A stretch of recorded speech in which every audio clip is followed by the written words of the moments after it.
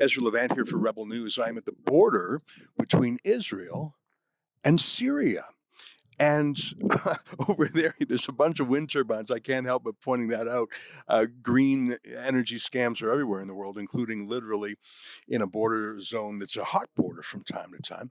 Hezbollah, the terrorist group, controls much of the ground here. It wasn't always that way. There used to actually be a permeable fence where people would cross the border. People from Syria would come to Israel for health care. The Druze, who were their own religious and ethnic group, who live on both sides, would cross back and forth. But alas, things have gotten a little tighter lately. I don't have too much to say other than just the remarkable building on which I stand. Well, before I get to that, let me just show you. You can see that white set of buildings down there. That's a United Nations force. I understand it's the largest UN facility in the Middle East. They don't really do much. They're observers, they say.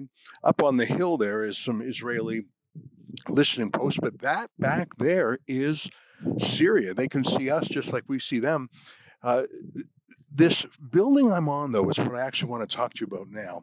It used to be a Soviet-era base for the Syrians, and then it was taken over by the Israelis and used as an Israeli base, and now it's just abandoned. And it's an incredible facility.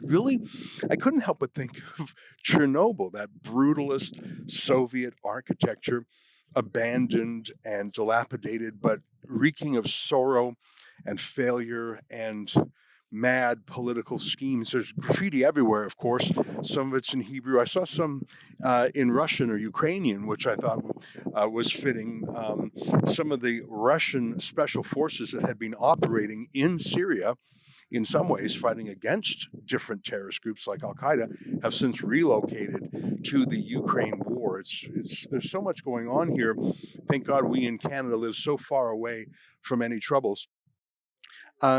Just the rubble and the blasts here, this has not been cleaned up. This has not been repurposed. Although there is daily life here. Besides the wind turbines, there's agriculture.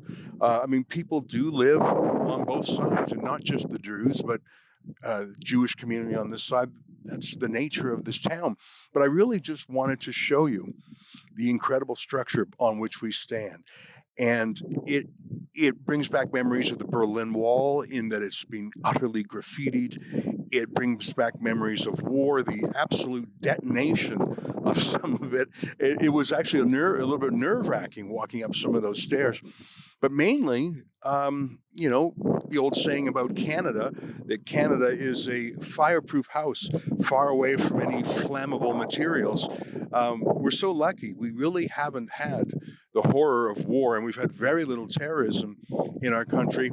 Coming to Israel and getting this close to not just a state that's technically at war with Israel, but terrorist groups. I don't actually see any Hezbollah flags flying from here, but in the past in other borders you can see the yellow flag of Hezbollah flying, and it's a reminder of what a country at war looks like. Really, I just wanted to show you the incredible architecture of decay that is this area. For all our reports on this trip, go to rebelnewsisrael.com.